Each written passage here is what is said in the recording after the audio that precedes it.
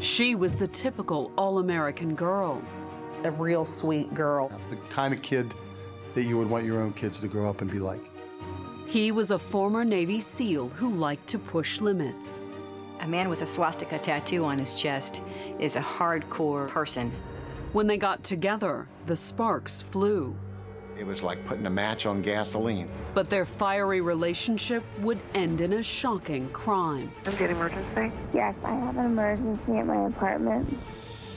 One that would leave friends and family struggling for answers.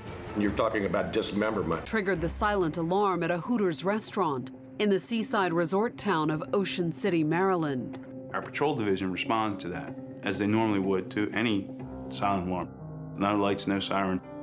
When police pulled into the parking lot, they caught 23-year-old Erika Sifrit and her 23-year-old husband, Benjamin, red-handed. Well, their Jeep is backed up to the door of the Hooters merchandise shop, and the merchandise shop door is open, and there's merchandise between the door and the back of the Jeep laying around, obviously being loaded into their vehicle. Erika and Benjamin both had their arms full of stolen merchandise. And based on what the police found after they placed the pair in handcuffs, this was no ordinary break-in. They were both armed. Officers took a knife and a .357 Magnum from Erika. They also found a .45 caliber automatic on her husband. Erika had her revolver in the small of her back. Benjamin had his pistol in his pocket, and there was another pistol in the console of their Jeep. Erika seemed to realize that she and Benjamin were in serious trouble. She's panicking. She needs her medicine from panic attacks, which is prescribed to her, she says. Erika told one of the police officers that the pills were in her purse. Now, obviously, he's not going to hand her her purse until he knows what's in there. There could be a gun in there. So he goes through her purse to find her medication. She says it's in the zippered compartment. They open the zippered compartment. And as soon as the officer opened the compartment, he did a double take. What do they see inside but 2 identification cards? The ID cards didn't belong to Erika and her husband, however.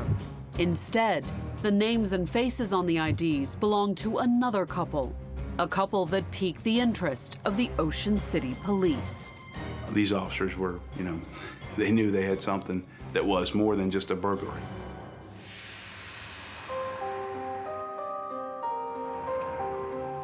Erika Grace first met Benjamin B.J. Sifrit during her senior year at Virginia's Mary Washington College, an athletic 21-year-old with a basketball scholarship. Erika came from a privileged Pennsylvania background. Her family was very wealthy, from her dad owning the contracting business.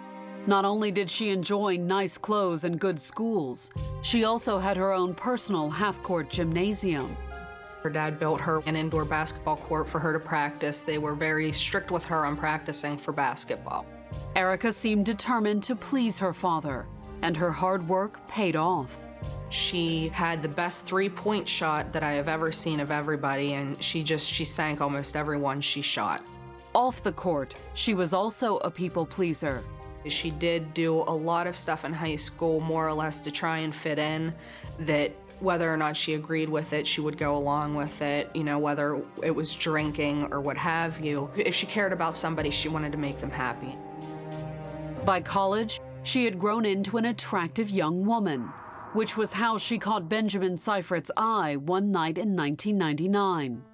Well, they met in a bar. She was with some friends, with a friend who was dating a friend of his. Like Erika, Benjamin was an accomplished athlete. He was incredibly fit and could swim better than most guys and ran better than most guys. The handsome 21-year-old had the resume to prove it. He had joined the Navy SEALs. He was in the SEALs training program. He graduated #1 in his SEAL training class. He wasn't just a SEAL, he was one of the best. But Benjamin also had a wild streak that the Navy couldn't drill out of him. He seemed to enjoy provoking people. He has a huge swastika on his chest. A man with a swastika tattoo on his chest is a hardcore person.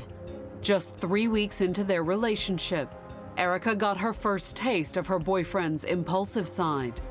It was almost on a dare that he said, "Why don't you marry me?" Erika took the dare. The 21-year-olds took off for Vegas. Erika's marriage was very out of character for her. Nobody would have expected that. That included Erika's parents. When they found out that the two of them had gotten married, that was kind of a shock to them, but they were determined that they were going to support, her in the marriage and try to do what they could to make everything work out. In spite of her parents' support, Erika's impulsive marriage was tested from the start. Things aren't going real well with him being gone so long with his obligations to the Navy, his training. He had to go to different areas of the country. She was apparently very needy, and she would call for him, and he was busy, in maneuvers in the field. Erika became convinced that Benjamin was unfaithful to her when he was away. She got extremely upset about it, and there was stress in the marriage because of that. She was accusing him, he was denying. Benjamin was sent to Alaska for SEAL training shortly after Erika graduated from college with her bachelor's degree in history in the spring of 2000. Erika decided to join him in spite of the fact that it was against Navy rules. She got on a plane and showed up at his barracks up in Alaska, and obviously not a place for wives to be, against all Navy rules. When she was eventually discovered in his room, he was sent home, and so was she. Benjamin was put on probation and ordered to Camp Lejeune in North Carolina. But once again, Erika's needs seemed incompatible with Benjamin's chosen career. She wanted him out completely of the Navy. He wanted to stay in the Navy. Erika's stress level was so high that she was put on anti-anxiety and antidepressant medications. Benjamin confided to his friends that he felt he was being forced to make a choice between his wife and his career. He chose Erika.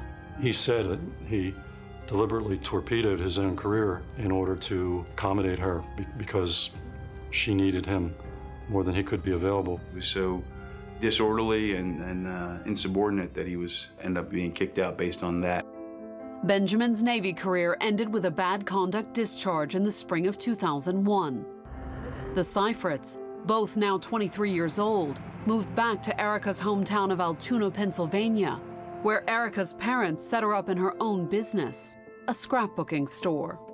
Scrapbooking had been a hobby of Erika's for some time, and her father thought that would be a good vocation for her. She was somebody who collected things. She collected photographs and things of that kind.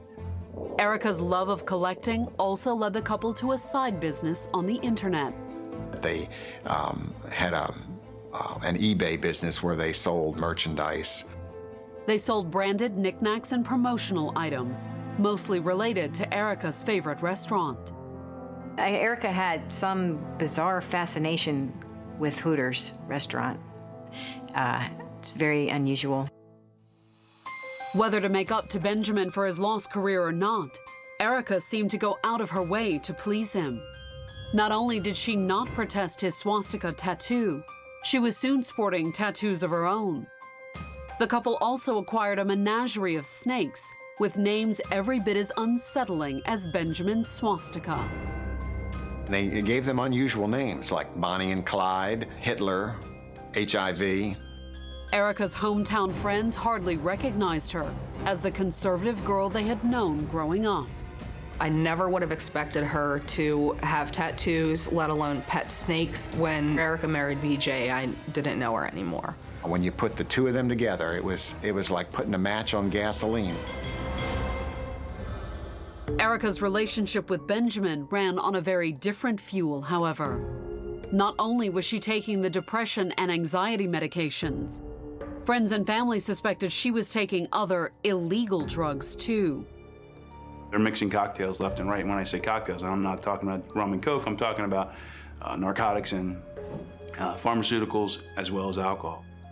But Erika's friends and family wouldn't realize just how different Erika had become until Memorial Day 2002, when she and Benjamin took their first vacation since opening the scrapbooking business. That Memorial Day weekend, Erika and Benjamin were only one among thousands of couples heading to the popular summer resort destination of Ocean City, Maryland. Another couple vacationing in Ocean City that holiday weekend was Joshua Ford and his girlfriend, Martha Jeannie Crutchley. So they were both very, very nice people. Joshua was in his 30s, from Boston. Jeannie was a little older than Joshua. Jeannie was just a really sweet person. I don't think that you could have seen a more picture-perfect couple than Martha Crutchley and Joshua Ford. Like the Sifrits, Josh and Jeannie had chosen to spend the long weekend at Ocean City, which was within driving distance of their home in Fairfax, Virginia. They packed their sunscreen, their swimsuits, their beach towels.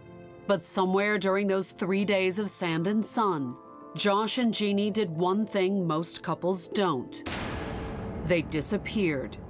Jeannie was very punctual, and it was when she didn't show up for work on the Tuesday following the Memorial Day weekend that led to the missing person report that was filed. Virginia authorities took the report the morning of Tuesday, May 28, 2002.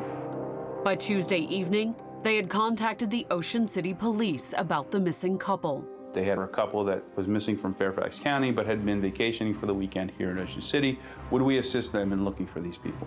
That night, police checked the condo complex where Joshua and Jeannie had been staying and discovered the couple's car still in the parking lot. Wednesday morning, when the management let the police inside the condo, the investigators found Josh and Jeannie's bags and belongings. When you walked into the unit, it appeared as though these people are downstairs on the beach and they'll be back in 5 minutes. But they didn't come back. In fact, no one at the condo had seen Josh or Jeannie since Saturday. Maintenance people and personnel there, and we hadn't seen them in a few days. By Thursday, Ocean City police began circulating a flyer with a photograph and information on the missing couple. But with every hour that passed, the police had to face a disturbing question. And what's the probability that these people are alive? Coming up, a silent alarm leads to the first clues about the fate of the missing couple. One of the best breaks the Ocean City Police Department got. But will it come too late? It was clear at that point something had happened, and something that caused the loss of a lot of blood. Ocean City, Maryland, May 31st, 2001. Joshua Ford and his girlfriend Martha Jeannie Crutchley had been missing for almost 72 hours. Police had searched the Virginia couple's vacation condo, but while the authorities had found Josh and Jeannie's car and luggage rolling silently into the parking lot, the patrol officer interrupted a burglary in progress and caught the thieves unawares. The officers catch him by surprise. They are able to take him into custody without an incident. The burglars were a couple of 23-year-olds, Erika Sifrit and her husband, Benjamin. They had broken in there after Hooters was closed to steal T-shirts, sun visors, Hooters merchandise.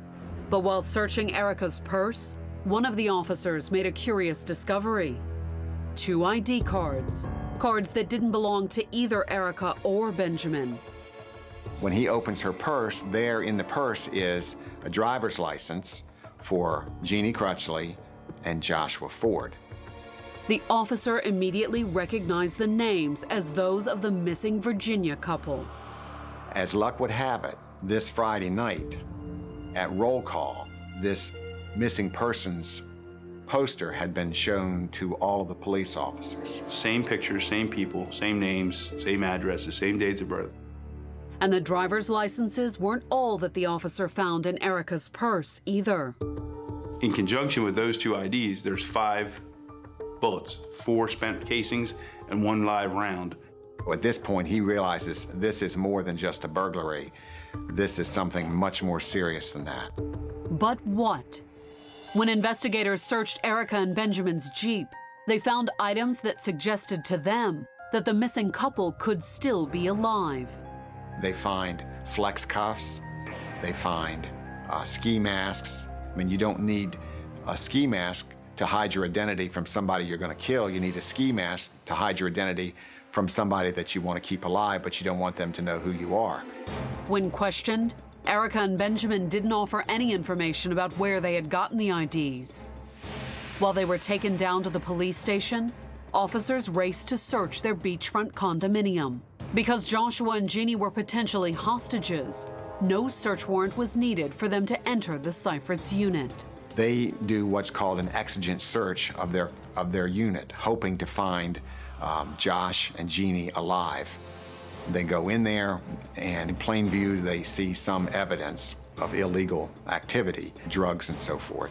But they don't find any bodies, and they don't find any live hostages. But they did find more evidence connecting Erika and Benjamin to the missing couple. In the Sifrit's condo, the investigators discovered stacks of photographs that Erika, ever the scrapbooker, had snapped during their Ocean City vacation. There were pictures of them at nightclubs. There was a picture of them playing miniature golf. There was a picture of them at a Home Depot. Among the snapshots was one of Joshua Ford and Jeannie Crutchley posing together at a popular Ocean City club called Secrets. It's the bar in Ocean City. It's kind of a Jamaica feel, palm trees, beautiful, right on the bay. Everybody goes there. Based on other things the police found, they believe that the party might have continued back at the Sifrit's condo. They discovered what appeared to be cocaine and a rolled up $20 bill laying on the table. Most significant to us, as if that's not enough, was a key.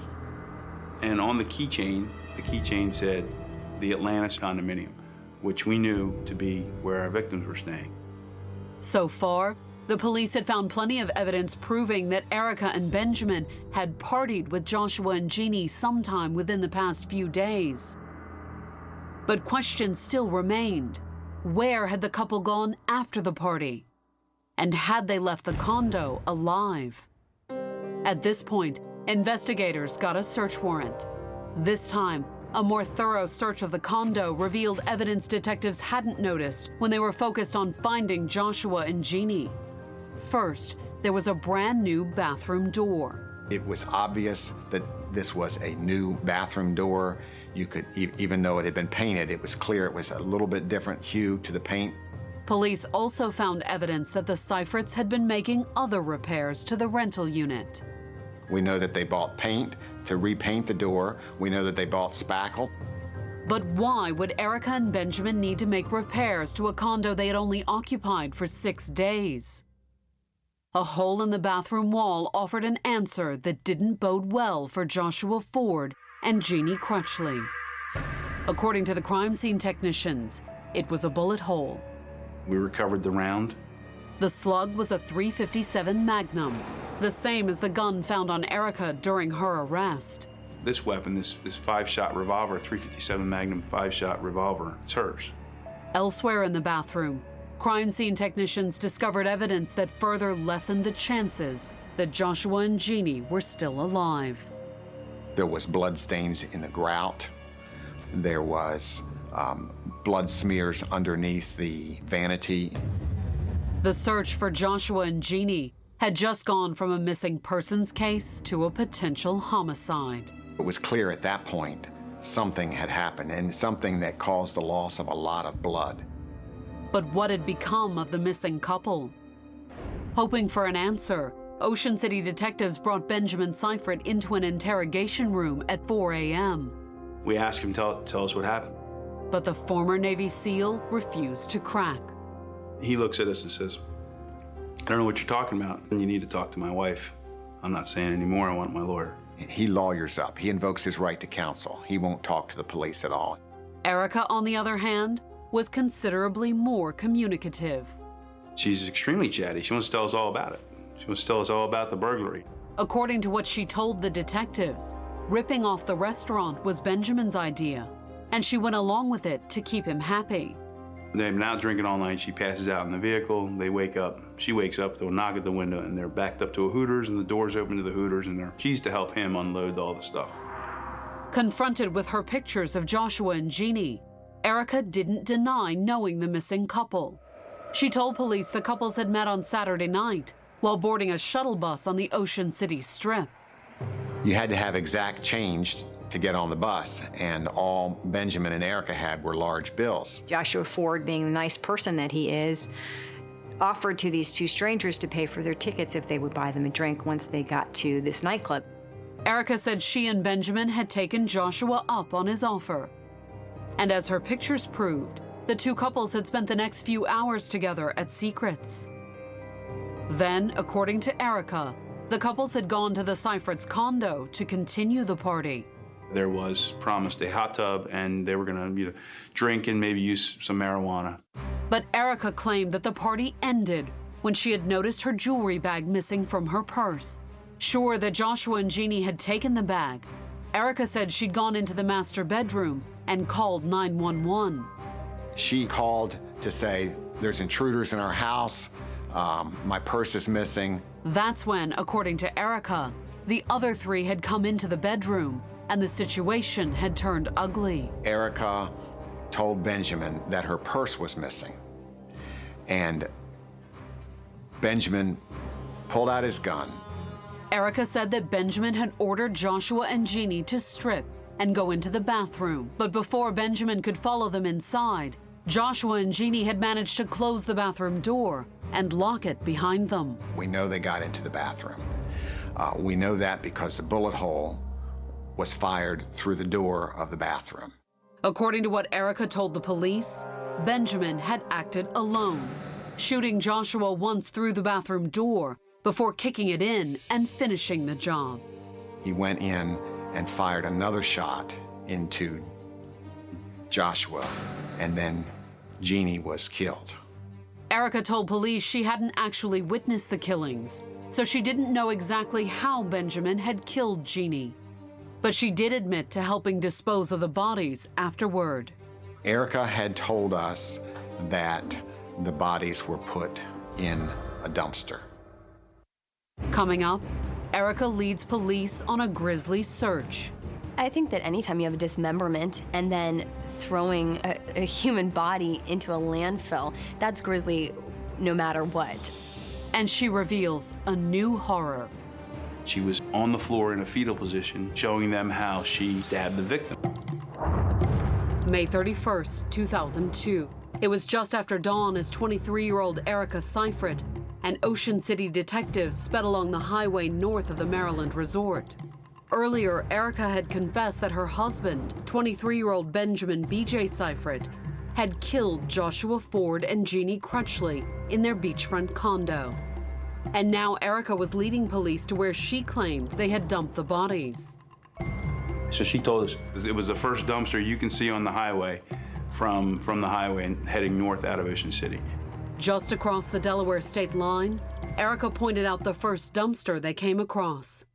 Then them back to their families, give them a good Christian burial. Erika's reply stunned the detectives.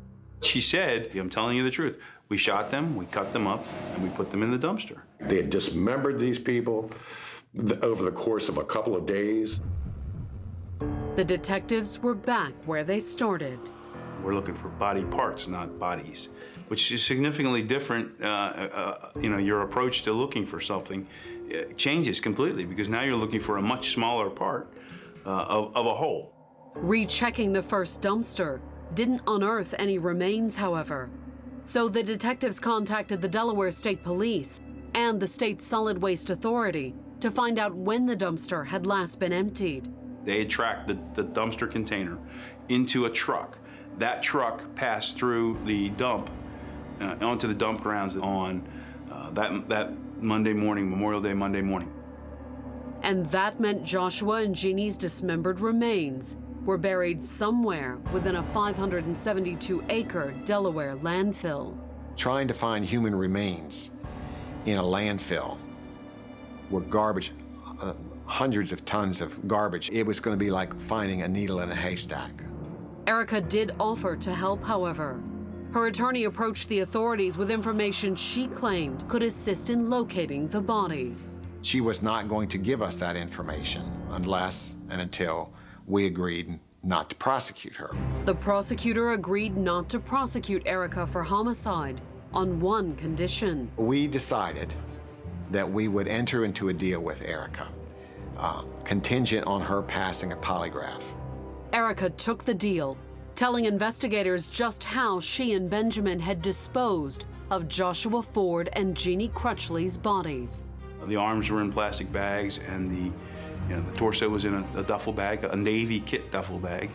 It was just after sunrise on Monday, June 3rd, 2002, when the grisly search began. We hadn't dug for an hour when we found the first body part.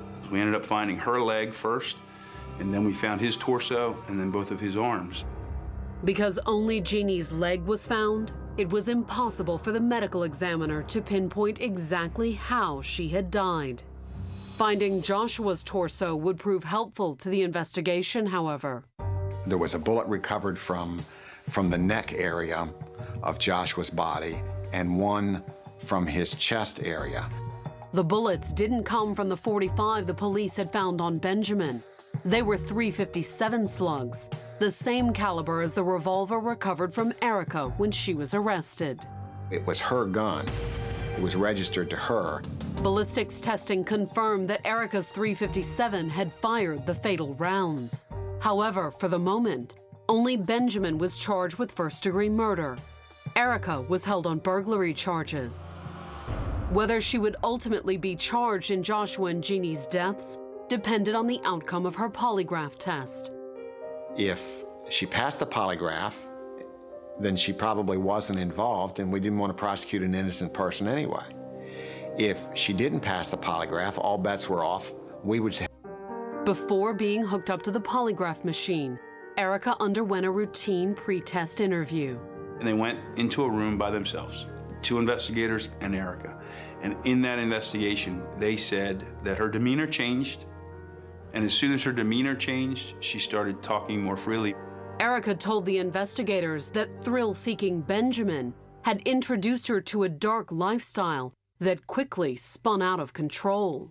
Meeting Benjamin Sifrit for her took her life in a completely different direction than where she originally was headed. She did a lot of drugs like ecstasy and cocaine.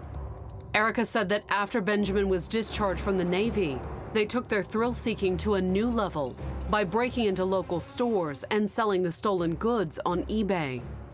Drugs and alcohol prevailed, and their behavior was not consistent with their normal lives, because sober and normal, they achieved great things. When she got to the night of the murders, her version of events was a little different from what she had told police the night of her arrest. Since the authorities now knew that her .357 had been used to kill Joshua, she claimed that Benjamin had left his gun downstairs, so he grabbed her gun from the nightstand. Then she added another new detail. She did admit that she's the one that gave the orders to Benjamin to kill him. She also admitted to cutting Jeannie Crutchley. She was on the floor in a fetal position, showing them how she stabbed the victim and where she stabbed the victim, the female victim, Martha Crutchley. She also admitted that she was not 100% sure that Jeannie Crutchley was dead when she started cutting. She maintained that at the time she stabbed Jeannie, that Jeannie was probably already dead. At that point, she realized what she had done, and she looked up at him and said, "And now you have me on murder." For the prosecutor, Erika's statements essentially made the agreement not to prosecute null and void. Erika Sifrit made a number of incriminating statements, which showed she was much more involved than she had proffered to us. At that point, all bets are off. She was charged with first-degree murder. At this point, we weren't sure who did the killing and who didn't, but it was clear if Benjamin was the killer, that she at least aided and abetted, and vice versa. So we charged both of them with those charges. Coming up, Erika's trial brings new revelations. The core of their defense was abuse. But will that be the only unexpected twist? When it was returned. On March 31st, 2003, the first-degree murder trial of Erika Sifrit's husband, Benjamin, began. Only 24 years old, both of the Sifrits were accused of killing and mutilating Virginia couple Joshua Ford and Jeannie Crutchley in Ocean City 10 months earlier. There was an incredible amount of publicity. You're talking about dismemberment of a good-looking couple. As a result of the publicity, both trials were moved to Central Maryland, 3 hours west of Ocean City. The couple was to be tried apart in different counties. And when Benjamin's trial began that morning in Rockville, Maryland, his defense pinned the entire crime on Erika. He said on the stand that he was asleep in the vehicle, and she knocked on the window and said, "I've done a horrible thing, and I've killed 2 people." He insisted he had nothing to do with the murders, that he was guilty only of trying to help his wife. In the end, the Rockville jury cleared Benjamin back, but not entirely surprised. The murder weapon was found on Erika. The bullets were found on Erika. The driver's licenses were found on Erika. Going into it, it was a weak case against him.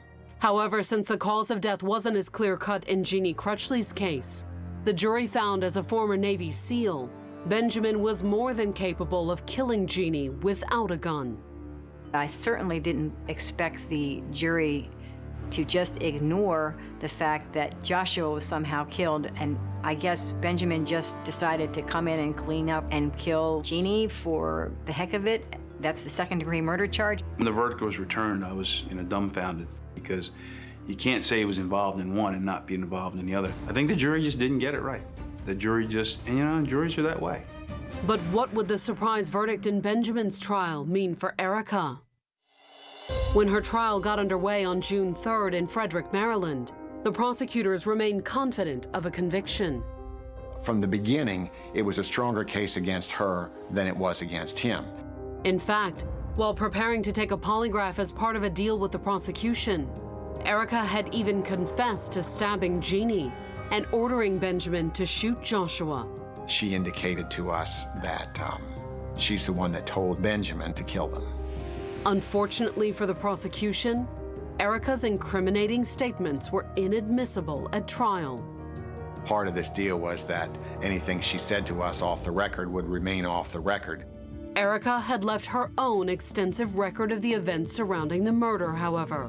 And when the prosecutor opened his case on the morning of June 3rd, he used Erika's own photos against her, walking the jury through a slideshow of the Sifrits' seemingly idyllic beach vacation after they'd killed Joshua and Jeannie.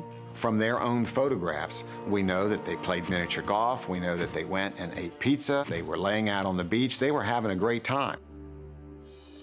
In their opening statement, Erika's defense attorneys claimed she had been forced into the crime in order to please her sadistic husband.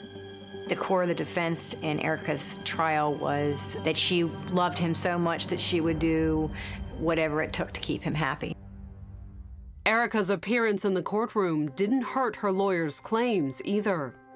She looked very gaunt. She was often teary-eyed.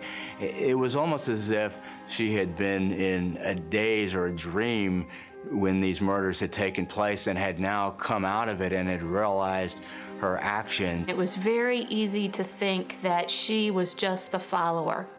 But as the state began laying out its case, a very different picture of Erika emerged. Far from living in fear of her husband, prosecutors argued that Erika had been the dominant force in the relationship, starting with the emotional blackmail that ended Benjamin's Navy career. But basically called her Crazy Erika, that they painted her as being in complete control of him. They presented evidence that suggested Erika had been in control from start to finish on the night Joshua and Jeannie had been killed. Erika had told detectives that she had called 911 after she discovered her purse was missing. The prosecution played the 911 call for the jury, asking them to pay particular attention to Erika's calm demeanor. Worcester 911, do you have an emergency? Yes, I have an emergency at my apartment. What kind of emergency do you have? There are people in my house who I don't know, and my purse is suddenly missing, and I'm afraid I'm going to have a robbery up here. The state suggested that the call was a calculated move on Erika's part, made after Joshua and Jeannie were already dead. They probably feared that someone might have heard that bullet shot and that they may call the police and the police may show up, and they've got to have some reason for these dead bodies in their unit. So they called to say, there's intruders in our house. A mix-up in dispatch meant police had never shown up to the Sifrits' condo that night. We don't know why that is. Then they referred the jury back to Erika's pictures, pointing out an ever-present knife in her left hip pocket. The medical examiner testified that the bodies were dismembered by way of a jagged-edged knife. In all the photographs we have of her, where you can see her left pocket, she is wearing a jagged-edged knife. The state then showed the jurors evidence that at the very least, Erika had considered the murders a souvenir-worthy occasion. She had taken the ring of one of the victims and had worn it around her neck, and she had the victim's driver's license, and so it seemed that Erika Sifrit was still collecting things. When the defense started presenting its case on June 6th, they picked up right where they had left off in opening arguments by attacking Benjamin. They said that she had been through a very terrible relationship, that Erika was the abused wife, that she was forced into things basically to prove her love. The defense also offered a shocking example of Benjamin's sadistic behavior. Benjamin asked her to get pregnant. When she was pregnant, during her 4th month, he asked her to get an abortion and said he never wanted a child, just that he wanted to see how far she would go. Those were the kind of things that they said that he allegedly did to her. The defense even had a witness who could back up their argument, a young woman named Melissa Sealing, who had appeared in several of Erika's vacation snapshots. Sealing testified that she had met the Sifrits a few days after the murder, and that she and her boyfriend had, like Joshua and Jeannie, gone back to the Sifrits' condo after a night of partying. Once there, Erika had accused them of stealing her purse, and Benjamin had pulled a gun and begun to terrorize the couple. There were a lot of parallels between the way he acted around her and the way it had been portrayed that he acted around Ford and Crutchley, being sort of intimidating and threatening and scary. Unlike Joshua Ford and Jeannie Crutchley, the Sifrits had let Sealing and her boyfriend go unharmed. They didn't have enough time to do what they did in the first scenario, which was clean it up and dispose of. That took 4 days, and they only had 2 days. They had to be out by Saturday. Erika's defense attorney zeroed in on something Benjamin had allegedly said as he held Sealing and her boyfriend at gunpoint. Melissa Sealing testified that he had alluded to killing another couple. According to the defense, Benjamin's bragging proved that he was the one responsible for the murders, not Erika. And if that wasn't enough, Erika's attorneys wrapped up their case by reminding the jury that her husband was a trained killer.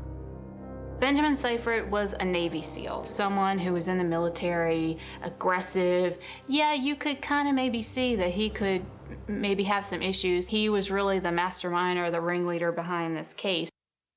Coming up, the jury has to choose. Was Erika the mastermind? Regardless of who shot the gun, they were both in on it. Or was she merely the accomplice?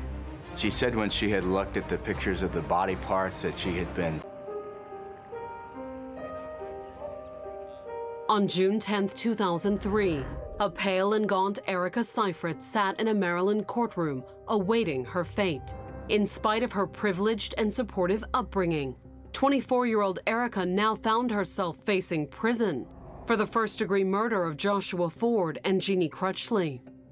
Prosecutors had claimed that Erika was the driving force behind the couple's death and dismemberment. In her defense, Erika's lawyers had argued that her husband Benjamin, a former Navy SEAL, had pressured her into the crime. Benjamin Sifrit was a very hardcore, calloused person, and she has nothing in her background to indicate any kind of violent nature. But the prosecution argued that Erika and Benjamin were equally responsible. Regardless of who shot the gun or who carried the garbage bags to the landfill, they were both in on it. And now it was up to the jurors to decide. And after 4 hours of deliberation, they had their verdict. The jury found Erika Sifrit guilty of the first-degree murder of Joshua Ford and the second-degree murder of Jeannie Crutchley. Verdict being guilty and her being sentenced to life was very shocking for everyone, and the fact that the jury felt that she had more involvement than Benjamin. Sentencing on August 14th, Erika stood up and delivered a tearful apology to the families of Joshua Ford and Jeannie Crutchley. She said when she had looked at the pictures of the body parts that she had been stunned, and it was almost as if she couldn't believe what she had done. She was sentenced to life in prison for the murder of Joshua Ford plus 25 years for the murder of Jeannie Crutchley.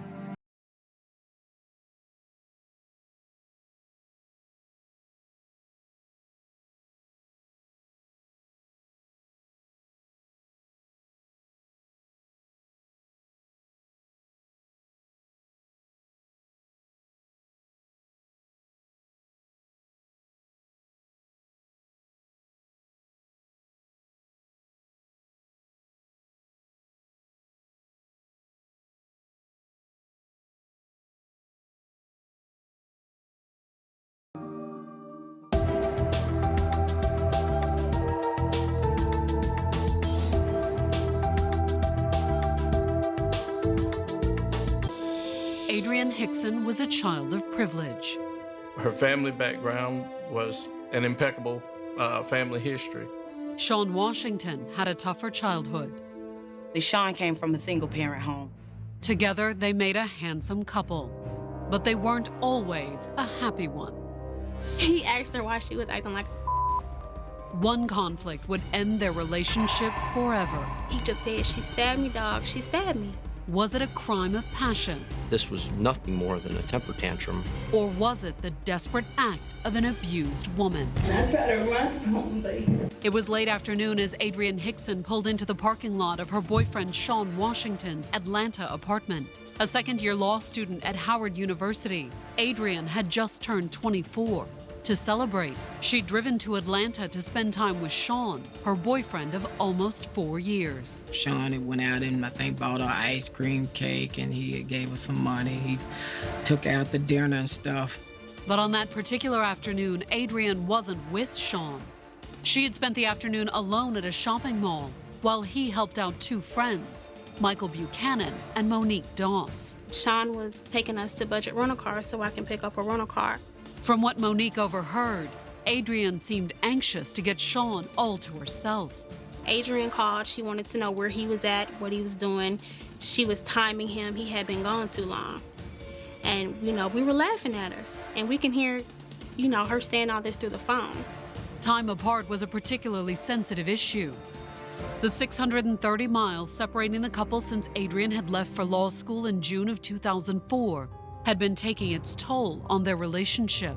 It was a struggle for him, and it was a struggle for her also, because there were a lot of times where she wanted to see him or he wanted to see her, and they simply couldn't see one another due to the distance. Shawn offered a compromise of sorts. He said, "Look, just meet us back at the apartment. We'll get in the car with you, and we'll take them to Budget, and we'll go do something." But when Shawn arrived at the apartment with Monique and Michael, Adrienne apparently wasn't about to go anywhere with Shawn or his friends. He asked her why she was acting like and she just hit him in the face. We reached in his car, grabbed his keys, snatched him out the ignition, threw him in the grass. Shawn responded by throwing Adrienne out. he just told her to leave and get her things and leave. Adrienne stormed up the stairs to the apartment. Soon after, Shawn followed. Shawn Washington left and says, "Look, I can't leave her in the apartment. She's got to get out." So he follows her up there, presumably to get her out of the apartment. Instead, it was Shawn who came staggering down the steps a few minutes later. When he first came downstairs, he had a real blank look on his face. Shawn was in shock. He tells them what's happened. And she stabbed me, she stabbed me.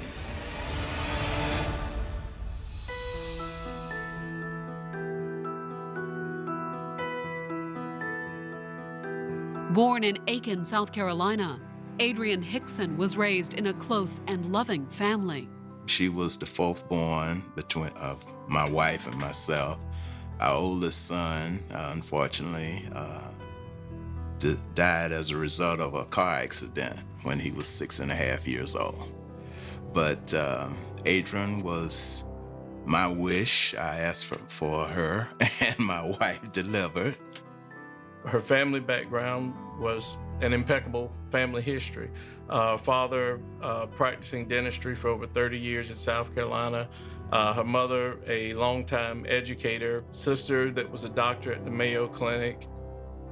In many ways, Adrienne was a typical American girl. Adrienne was a cheerleader. She played volleyball. She's very studious. I mean, she only wants the better things in life. She's just a good overall person, and she's honest, and she's one of those type friends that you have for a lifetime. When it came time to choose a career, Adrienne decided she wanted to make a difference. She told me she wanted to be a criminal attorney, and she wanted to help people in prison, especially black males. And she had heard that there are many people who are in prison who are there unjustly, and it was because of the compassion that she had for people. She decided to attend her father's alma mater, Tennessee State University in Nashville. We often, at least once or twice a year, would go out to Nashville and attend my class reunion or homecoming at Tennessee State. And I think that was a lot of the reason she was attracted to go to school at Tennessee State. It was at TSU that Adrienne met fellow student Shawn Washington. When she met Shawn, she had just gotten out of a bad relationship that had been some degree of basically abusing her, both verbally and physically. And she felt that when she met Shawn Washington, for some reason he gave her the aura of being a protector, and she felt she was being protected. Shawn's life had been far less privileged than Adrienne's. Shawn came from a single-parent home. He was very playful, loved football, basketball. He was 13 when his biological father came into his life, along with a younger brother. Me and Shawn bonded real good. Him and his brother bonded real good. Shawn was excited that he had a younger brother, and Isaac was excited that he had a bigger brother. Unlike Adrienne, Shawn was the first in his family to achieve the dream of attending college. We took a little old job. We got him at Outback Steakhouse, and the restaurant jobs don't really pay that much money, and so he worked pretty hard, and he realized, he wasn't getting nowhere. So one day he called me and said, Dad, I want to go to college. Soon, Shawn and Adrienne were inseparable. The relationship started off wonderful, of course, always together. Whenever you saw one, you always saw the other. They were a great couple. Things started off great, but the relationship soon became volatile. When everything was good, it was good, but when it was bad, you can tell something wasn't right. But it was, sort of up and down. Jealousy was a factor, particularly when Shawn began smoking marijuana on a frequent basis. The more he smoked, the more possessive and paranoid he seemed to get. Adrienne is a very attractive young lady, and whenever she came out, she always turned heads.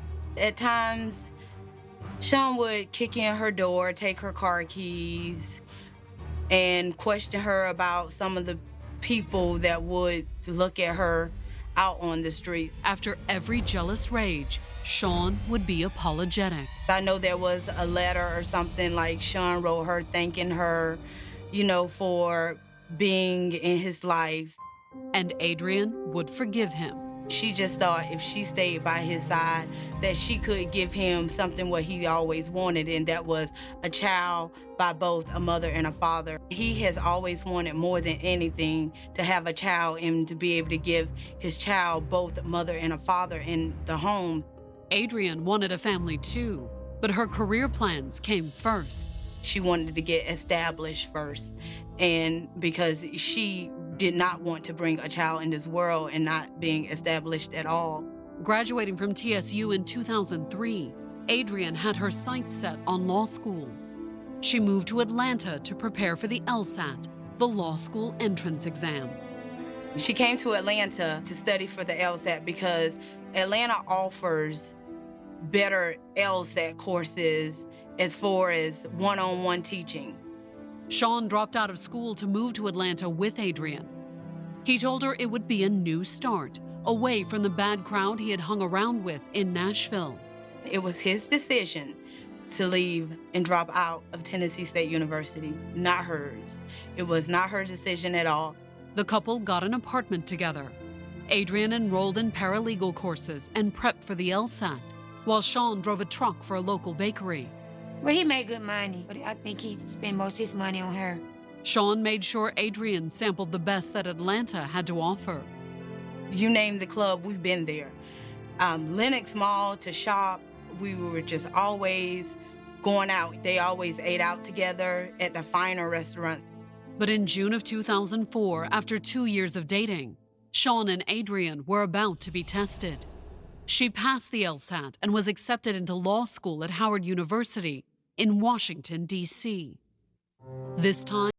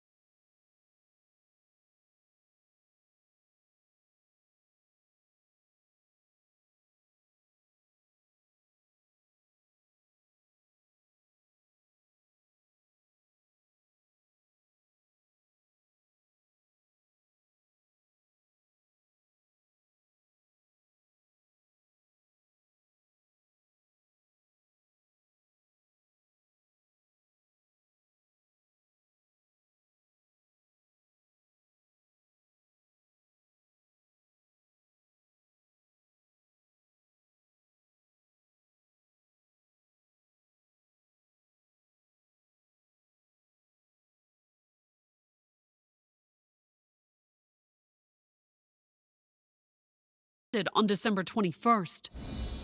That morning, Sean got a call from a friend whose name Adrian recognized. It was one of the people Sean had hung around with in Nashville, a man named Michael Buchanan. According to Sean, Michael and his girlfriend Monique Doss were in Atlanta and needed his help.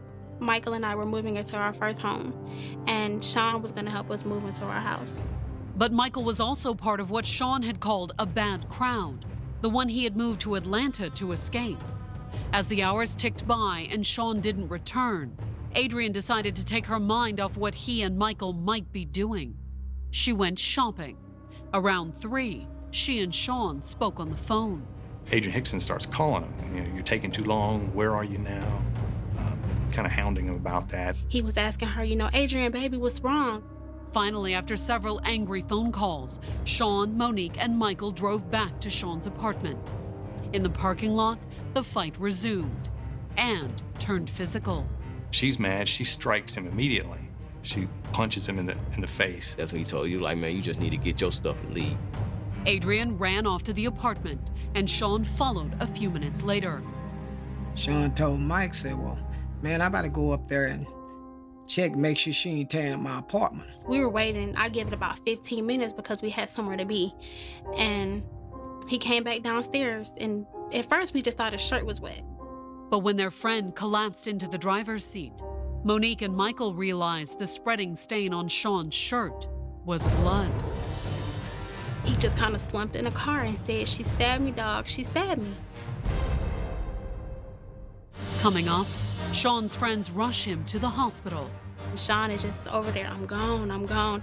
And Adrian runs for home. So you just... On break from law school in December of 2005, Adrian Hickson had spent 5 days in Atlanta, celebrating her birthday and the end of the semester with her boyfriend, Sean Washington. But the festivities came to an abrupt end. And like I said, his girlfriend, they drove Sean's Mustang to the hospital and to the emergency room. During the drive, Sean appeared convinced the wound was fatal. Sean is just over there, I'm gone, I'm gone. He was just in and out, and I was in the back seat holding his head. And Michael said, "You're not gone." He was like, you here, everything's gonna be okay. But while Sean's friends tried to reassure him, there were signs that Sean's injuries were serious. He was at least in and out of consciousness getting there. When they arrived at the hospital, Sean didn't even have the strength to walk in. Someone came out with a wheelchair. He couldn't even stay up in the wheelchair. After admitting Sean into the ER, the hospital contacted the police. Uniformed officers had responded to the hospital due to the fact that Sean Washington was transported to the hospital by 2 of his friends. He said, "Well, who did this?" I said, "His girlfriend." They thought I did. I was his girlfriend. I said, "No, it wasn't me." With the police notified and Sean safely in the ER, Monique and Michael left. They assumed their friend was out of danger. And Michael said, "He's going to be fine. They're going to stitch him up." She's going to be charged with aggravated assault. Not long after Monique and Michael finished talking to the police, Isaac Washington arrived at the apartment he shared with his brother. The door was unlocked, and I walked in the house. The apartment was empty. Adrian had apparently left moments earlier. Right after the stabbing, she gets in her car and she drives away, essentially. Sean's brother had no idea that the stabbing had occurred, but as soon as he walked in, he saw the signs. When I seen the chair turned over on the floor, and I seen like a couple blood spots on the floor. Moments later, he learned what had happened. When I was picking up the chair, I got a text message from Michael Buchanan telling me that your brother's been stabbed. After getting the details from Michael, Isaac dialed Adrian's cell phone. I called her. I was like, so you just gonna stab my brother and leave? Adrian initially denies any knowledge about what happened, saying she didn't know what happened, what he's talking about. She was like, I ain't stabbed your brother or whatever. I'm like, so how you, I said, what he do, to stab himself then? She was like, something like that. Did that mean Sean had done something to provoke the stabbing? Isaac wasn't about to ponder the implications. Instead, he hung up the phone and headed to the hospital. On my way up there, I didn't know what to think. Because I didn't know if he was seriously injured, had a lung puncture or anything. Meanwhile, Adrian was also on the road east of Atlanta. Then Adrian Hickson's on her way back to South Carolina without giving the police any explanation for why she did this or why the stabbing occurred. She was busy making phone calls, however. She doesn't call the police. Adrian called her sister. Adrian's sister immediately called their parents. We were here at home, and she called and said that something had happened between Adrian and Sean. But Adrian was not in the hospital or anything of that particular nature. So when she told us that, of course, we became very concerned. The Hicksons didn't waste time asking questions. My wife and I left within about 30 minutes and headed to Atlanta. As they headed toward Atlanta, they received a phone call from Sean's father. While we were en route, I talked with Isaac. He called and said that Sean was in the hospital. They were shocked when Isaac told them that Adrian had stabbed Sean. When they finally met up with their daughter at an interstate rest area, Adrian appeared distraught and battered. She had the bruises, had the knot on the forehead, and the neck area was back here. Her side was bruised. It was obvious there had been an altercation. The Hicksons loaded their distraught daughter into the car, and together the three of them drove back to Atlanta. But they didn't go to the hospital or the police. And immediately they essentially get an attorney. The attorney recommended that Adrian turn herself in. Adrian and her parents spent the night in Atlanta, and the next morning drove to the Gwinnett County Courthouse. Parents, the client, all of us went to the DA's office for the purpose of surrendering her to the DA's office if there was a warrant. There wasn't, yet. The police had barely begun their investigation. I still had several witnesses to interview, and I wanted to try to get a statement from her. But with no warrant on file, the clerks at the DA's office told Adrian she was free to go. It's kind of one of those situations where the left hand doesn't know what the right hand's doing. The DA's office didn't know that the police department wanted to talk with her. So after we presented ourselves and they did their checks and could not find a warrant in their database, they allowed her to go back to South Carolina with the understanding that when notified by their office to surrender, that she would do so. While Adrian and her parents headed back to South Carolina, Detective J.D. Smith brought in the two friends who had driven Sean to the hospital. Michael Buchanan and Monique Doss both were consistent with their statements. They told Smith that they hadn't witnessed the stabbing, but they had seen the fight that preceded it. And according to Buchanan and Doss, there was a verbal argument during which Adrian Hickson went up to Sean Washington and punched him in the face. Monique said Sean had responded by demanding that Adrian pack up her things and go. And he said, no, she needs to leave. She needs to get out of my house. Miss Hickson then went up to the apartment, the second floor apartment, and Sean Washington turned to both of them and said, I can't just leave her in my apartment. According to Monique and Michael, the stabbing had occurred shortly after Sean followed Adrian upstairs. Both Sean Washington and Adrian Hickson were in the apartment for approximately 5 minutes before Sean Washington came back down and told both Michael Buchanan and Monique Doss that she stabbed me. What had happened in those few minutes Sean and Adrian were alone together? Since the apartment was on the 3rd floor and they had been in the car, Monique and Michael couldn't say. And the crime scene didn't reveal much either when Detective Smith dropped by later that day. It did not look like there was a struggle. There was nothing knocked over, nothing smashed, nothing broken. There were only a handful of clues that a crime had occurred at all. First, there was the bloody knife. It was an serrated kitchen knife and located in the bedroom of the apartment. In the living room, the investigator found tiny traces of blood on the wall. The amount of blood was actually very small. There was just about 4 or 5 splatters of blood that were on the wall next to the TV. It wasn't much, just enough to convince the investigators that was where the stabbing had occurred. The event where the blood came off the knife would have had to have occurred in the living room in order to put that blood spatter on the wall. And Sean apparently wasn't the only thing Adrian had stabbed in the living room. I observed multiple stab holes in a couch in the living room. It was about like 9 or 11 stab wounds in the couch. The damage appeared to have been done after Sean was injured. And around those stab holes was blood, which indicated to me that Adrian Hickson was still angry after stabbing Sean Washington, and that this was nothing more than a temper tantrum. Coming up, Adrian faces charges. Aggravated assault, the maximum penalty is 20 years. But is that all she'll face? Look, I felt this heart stop.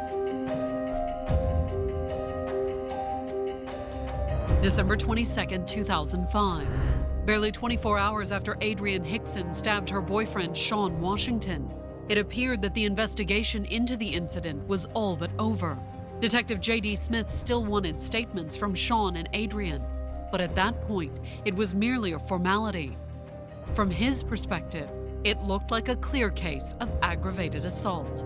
Look at the pattern of behavior, going back to her punching Sean Washington in the face before they go up to the apartment. Obviously, she's mad about something. Adrian's anger wasn't. Minimum penalty is 1 year. The maximum penalty is 20 years. Although for a first-time offender like Adrian, it was unlikely she would be sent to prison at all. Aggravated assault can be probated. It can be suspended. But when Detective Smith dropped by the hospital that afternoon to take Sean's statement, the amount of trouble Adrian faced suddenly, drastically changed. It was just a stabbing case, and then when I went to try to interview Sean Washington, I was told that his condition had deteriorated and that he was in critical condition. When his friends Michael and Monique dropped Sean off the previous afternoon, his condition had been serious. At the hospital, they start working on him, immediately, trying to revive him because he had done lost a lot of blood. But as word of the incident spread, friends and family assumed Sean's injuries weren't life-threatening. Sean's father called me, and he said, Karen, Adrian has stabbed Sean. He gonna be all right. I figured it was just a little old cut, and I told her, it ain't nothing to worry about. Sean's brother wasn't too worried either. The hospital called and was asking me, was Sean my brother, and I would be on my way up there. At that time, I was thinking that they just need somebody to come pick him up. But when he arrived at the hospital just hours after his brother's stabbing, the doctors wouldn't let Isaac Washington pick his brother up. In fact, they wouldn't even let him see Sean. For the first 8 hours, I couldn't see him. We didn't know nothing.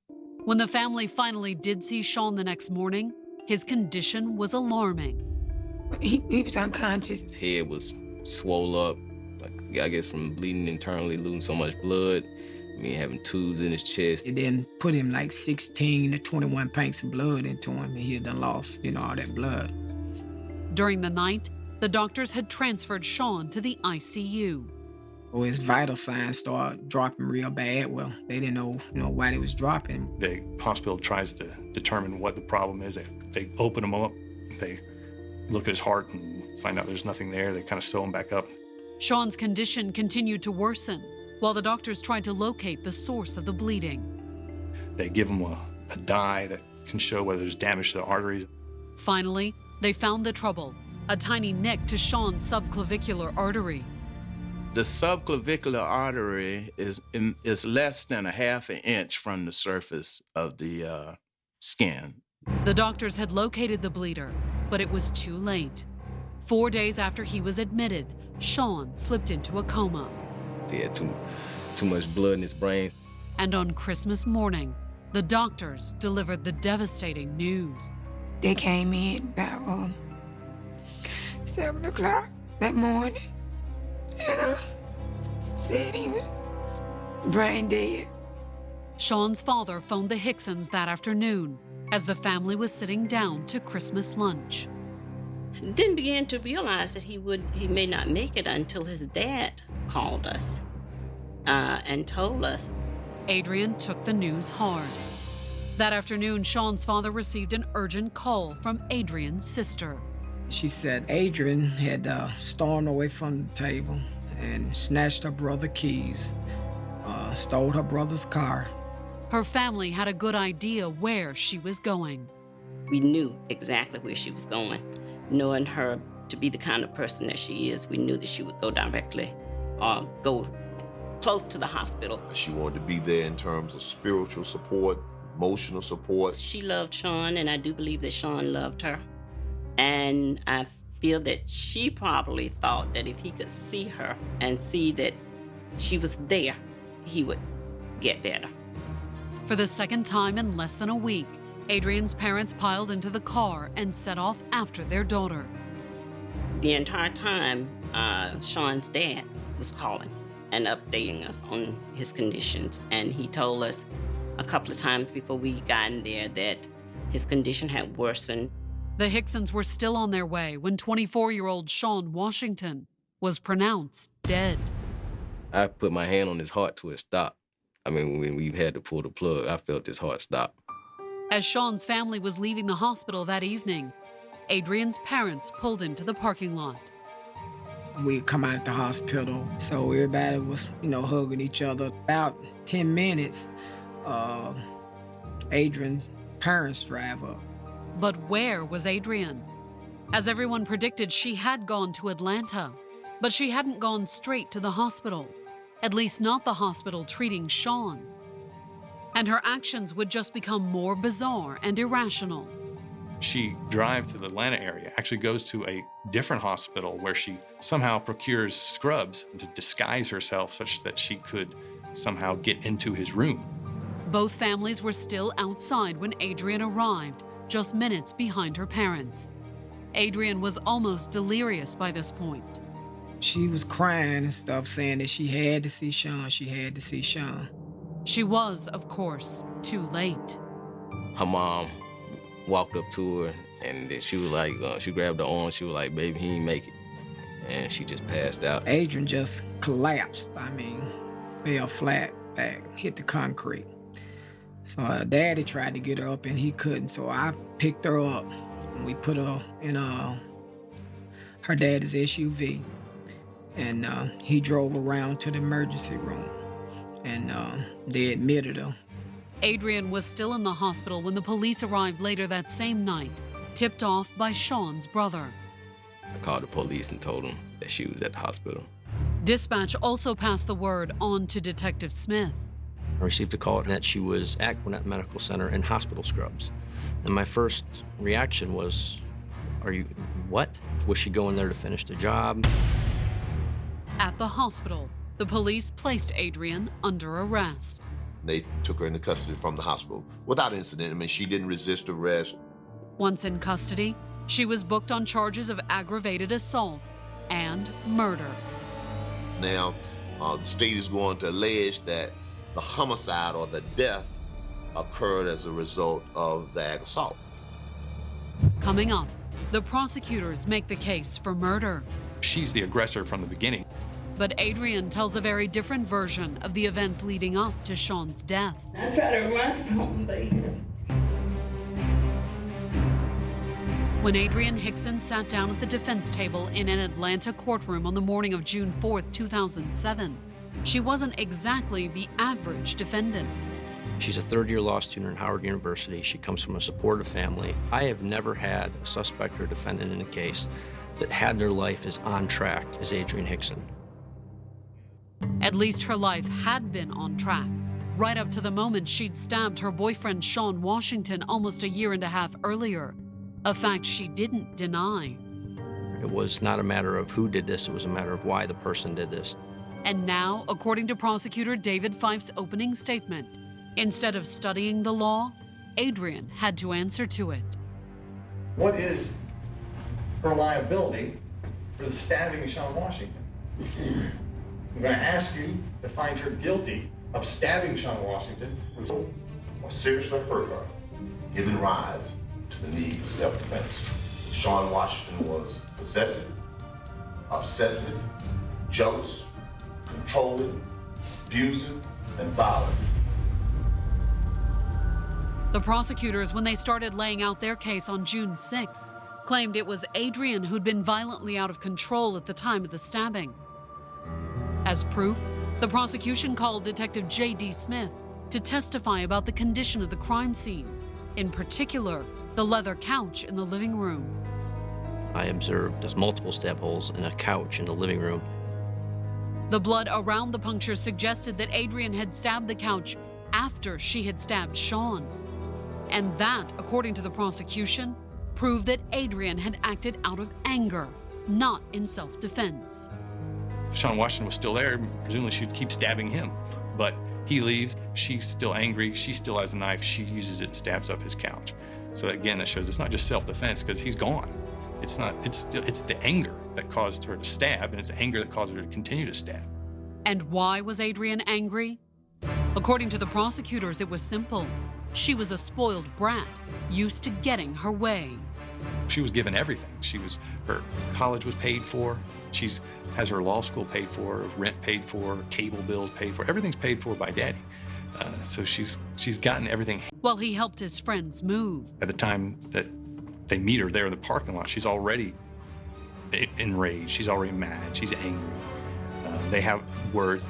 Next, the state called Monique Doss, witness to Sean and Adrian's argument in the parking lot. She testified that on the afternoon of December 21st, the only person acting in self-defense was Sean. He had his hands blocked up, just trying to keep her from hitting him. The jury wouldn't be hearing from Michael Buchanan, however. The friend who had driven Sean to the emergency room wasn't able to testify. The gentleman who was the prosecution's key witness for them had met an early demise about a year out from the trial or so, involved in a drug-related case. Drugs would also play a prominent role in Adrian's defense. At the time of the stabbing, Sean had 2 drug charges pending against him. You find anything unusual about a man who was on bond right then for 2 drug charges? They accomplished 2 things for that. 1, they show that she may have believed that she needed to defend herself. And 2, that maybe the person who got killed is not as important as the person who's on trial for killing him. It was all a build-up for what everyone in the courtroom was waiting for. In a self-defense case, a defendant almost always takes the stand. You need to be able to establish a reasonable fear that you were about to be killed or receive great bodily harm. On June 11th, Adrian rose from the defense table and took the stand.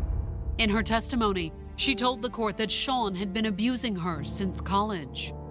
I had to wear a wool cap that had a scarf attached to it, and every day that's how I sat up in class with a wool cap that had a scarf attached to it, because I had 2 thumbprints right here on my throat. And my friends would ask me why wouldn't I take it off, and I would always say that I was cold, which was a lie. But the choking was the worst, according to Adrian. What goes through your mind when you're being choked? You can't breathe. It cuts off your circulation. Like, you can't, there's no gasping for air, and you feel like this swollen lump in your throat. When asked if she had ever reported Sean's abuse, Adrian said she had called 911 once, but ended up not filing a report. She had never told her family because she was too ashamed. I already introduced Sean to my parents and my family, and to my aunt's house, and I don't want them to know that he had another side to him. I didn't want them to know that I had gotten involved with somebody like that. As for the events of December 21st, 2005, Adrian testified that Monique Doss's testimony had been true, up to a point. She had been upset that Sean had stayed out all day with Michael Buchanan, but not because she was being possessive. And he said, I'm going to take Mike to get a rental. I said, you're going to take Mike to get a rental? I was like, he called 10:30 this morning asking for you to go take him to get a rental, so why are you just now taking him to get a rental? Before in the past, when they've gotten rental cars, it was to sell them. When they had all met in the parking lot, she had told Sean it was over and she was leaving. He had taken her car keys away and said that the only place she was going was with him, Michael, and Monique to get the rental car. That's when she hit him, trying to get her keys back. At that point, he had tried to save face. She does that in front of his friends, and that's somewhat like disrespectful. And inside that apartment, that rage showed again, and he attacked her. I tried to run from him, but he's too fast. I couldn't get past him. And so he blocked me up, and that's when I grabbed the knife from the cake. The cake was the one Sean had bought for her birthday. According to Adrian's testimony, Sean had cornered her in the kitchen, near where the cake was sitting on the counter. Did you think he was hurt? I knew that, okay, yes, I did push him up off of me, but I didn't see any blood at all during that time. In his closing argument, Adrian's attorney told the jury that taken alongside Adrian's testimony that Sean was an abusive drug dealer, her account of the stabbing added up to only one thing: self-defense. And I would ask you whether they proved beyond a reasonable doubt that she had no reason to believe that she would be seriously hurt, that he was seriously hurt her. And if the answer was no, then free she must go. However, as the prosecutor pointed out in his closing, there was one problem with Adrian's account of the stabbing: the blood on the living room wall. There's blood spatter evidence in the apartment says, no, you didn't stab him next to any kind of cake or next to the kitchen. You actually went into the kitchen and got a steak knife and came out where he was in the living room. The prosecution claimed the blood spatter in the living room proved Adrian had attacked Sean, not the other way around. And that, according to the prosecution, made it murder. And his death should not be forgotten just so this defendant can get on with her life. I'm sure she regrets what she did. I'm sure she feels bad about it. Guilt can weigh heavy on someone. Ultimately, it would come down to whether the jury believed her account of what occurred. Coming up, the jury weighs Adrian's fate. I was frightened, just really frightened of what may take place, because I couldn't imagine them having to deliberate that long. Adrian Hickson was an aspiring lawyer, but by June 18, 2007, the 25-year-old law student already knew what it felt like to anxiously await a jury's verdict. Adrian was on trial for the murder of her boyfriend, Sean Washington. It had been 3 days since the jury retired, and her friends and family were growing tense. I was frightened, just really frightened of what may take place, because I couldn't imagine them having to deliberate that long. The long delay didn't shake the prosecution's confidence, however. Convinced there would be a conviction, they figured the jury was simply deliberating what to find Adrian guilty of. I felt that they weren't going to just let this stabbing go, that they were going to establish her liability, her accountability for this act at some level, be it felony murder or voluntary manslaughter. But late that afternoon, the jury sent word to the judge they couldn't reach a verdict. They indicated that they were kind of hopelessly hung. And it wasn't a matter of 1 or 2 holdouts either. They were at 7 for voluntary manslaughter and 5 for acquittal on self-defense. But did those 5 votes for acquittal bode well for a deal? Adrian would plead guilty to voluntary manslaughter and serve 5 years in prison, followed by 15 years probation. And I told him, well, just hang on, I'm not going to take any type of plea like that without first talking to the family. On June 19, 2007, both sides reached an agreement. From my heart, I know it was first-degree murder, but I don't want to go through this again. Agent Emily Hickson, indicted for murder, is entering a plea today to the lesser included offense of voluntary manslaughter. After the plea was done, all the family members from both sides, they kind of got together and kind of like hugged, and there were tears and apologies, and it really seemed like a cathartic, really kind of a closure for all of them. Didn't nobody win. I lost my son forever. Adrian gonna lose part of her career, and hopefully she won't lose her mind. Adrian gonna have the toughest time dealing with her own self, her conscience about what she done.